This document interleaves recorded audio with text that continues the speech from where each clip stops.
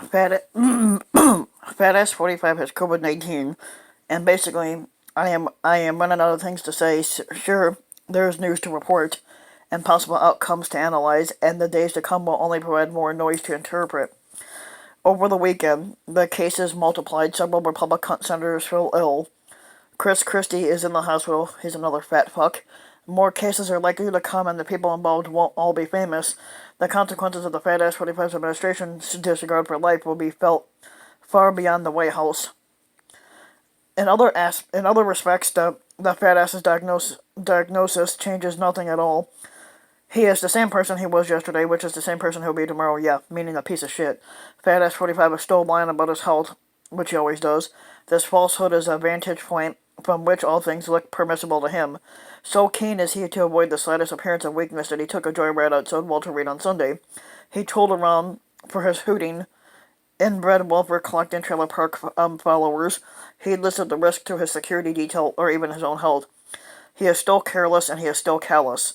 He prefers conspiracy over fact. If he survives, if he if he's sorry, if he survives, he will almost certainly tell us that it's no big deal, that a mask would have been useless anyway.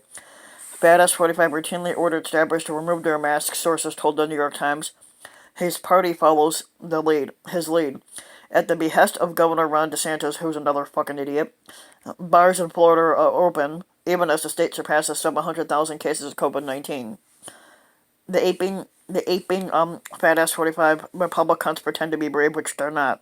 Give me open bars or give me death. Now they might get both. But unfortunately, the intransigence displayed by Fat Ass 45 and his party creates a problem for everyone else. We are back to where we started before the virus, with a fat ass whose narcissism and selfishness are central to the way he governs. It's not a surprise that Fat Ass 45 put others, and even his own, welfare collecting trailer park inbred supporters at risk. His actions this week are what we've known of him for years. The Fat Ass 45 squadancy has been so maximally destructive that it provokes a sense of dissociation. By the time the coronavirus first appeared in the U.S., Fat Ass 45 had already exhausted us. He'd overseen a continued transfer of wealth to the very top. He caged immigrants, including children, at the border in such filthy conditions that some died. Women in ICE custody in Georgia say they've been sterilized against their will. White nationalists have rioted and killed, but Fat Ass 45 wouldn't and still won't condemn them. He doesn't like to say something bad about people who support him. Rick Santorum explained last week the Fat Ass's moral failures appear nearly endless. There have been 24 accusations of sexual assault. The incompetence, the cruelty, and the corruption all generate constant headlines that come and go, and yet Fat Ass 45 endures. Nothing topples him. His tenacity is so audacious that next to it his sins almost look intangible. So when this person's fiance shook them awake at 1 a.m. Friday to tell me that Fat Ass 45 had the virus, I felt at first like I was dreaming. I'd seen footage of Fat Ass 45 massacres at the White House and at his Klan rallies. He killed Herman Cain. I watched his press conference for Amy Coney Barrett for a dumb cunt Amy Coney Barrett last Saturday, and hardly anyone wore a mask. Nobody kept 6 feet apart from each other. Barrett even dragged her entire massacres family to the event. At the time, a potential irony presented itself. Fat Ass 45 might have spread a deadly disease while announcing his pro-life Supreme Court nominee. It was too obvious. I thought it was too extreme. Really, it really isn't quite that florid. Reality isn't quite that florid. But here we are. The Fat Ass himself has the virus. Fat Ass 45 tends to bring the most outrageous possibilities to life. This is principally a problem for everyone Fat Ass 45 exposed to the virus. My only problem is of secondary importance.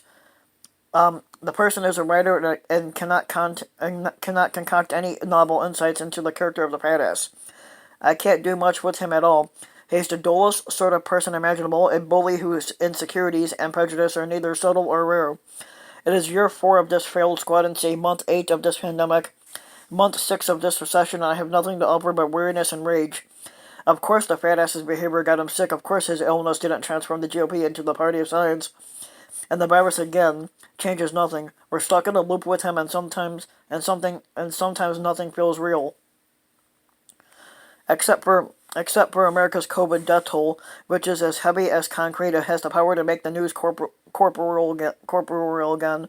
Whatever happens next, more than 210,000 plus Americans will still be dead from the COVID, and more will die every day. Break it down further, and the virus has killed 1 out of every 1,000 black Americans, and 1 out of every 1,220 indigenous Americans.